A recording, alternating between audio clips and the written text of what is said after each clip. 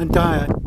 They were retired down onto the flat just in front of us and slowly worked back to this point. This is where the line consolidated. This is where the chest came out. Met with pretty ferocious fire. And down towards the notch where the left horn came round. Mounted Johnny, the conical hill, chasing Durnford across that plain to a point where he held his position in the Donga, just approximately where that lone tree is, in the centre of those three. The Donga is not visible from the firing line, so Durnford didn't know what was going on here, and they didn't know what the hell Durnford was doing. All of that ground, the line of the retreat of the horsemen from the Donga until you hit there is invisible. Now from around about that same sort of point is the front line of the tents. The tents would have gone from that biggish tree in the middle of that clump, followed the other line of the road to around about the beginning of the small little clump of thorn trees just in front of where the three guys are walking. Those were the tents. The tents then ran back up the hill. Cholson's tent way over there, probably somewhere around about a quite tallish tree in the middle of shot. So the line was extended from the foot of the mountain down past me, right the way down,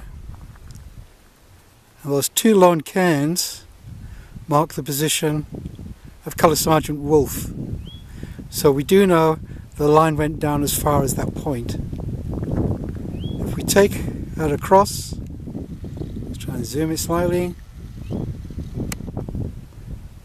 There's quite a largest cairn. Those are the farthest most out cairns. There's then one or two of them along the line where Porteous, the NNC, and finally Pope were lined up. Centre of shot there is a cairn which marks the point of Pope's line. As the troops retreated, they had no casualties right up until that first point there. That is when they were in the tents, or in the tented area, just towards the back of the tents. The tents would have finished just around about the road area.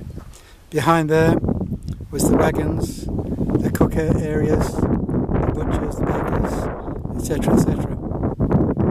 Going up the hill,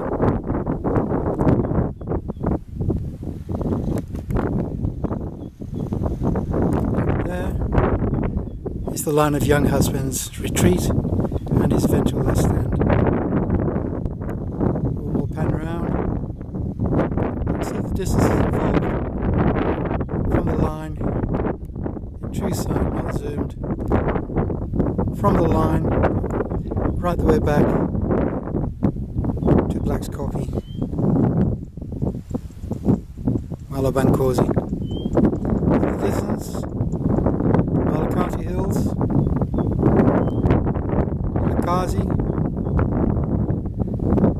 way across in the distance there, the conical copy and the little saddle which leads down to the Mangani Valley. The line of that road is the line of Chelmsford's march. Durnsford himself would have moved out from approximately this area and gone down to the side of the Matachani, then cut round and round the back. Is it Tuzi?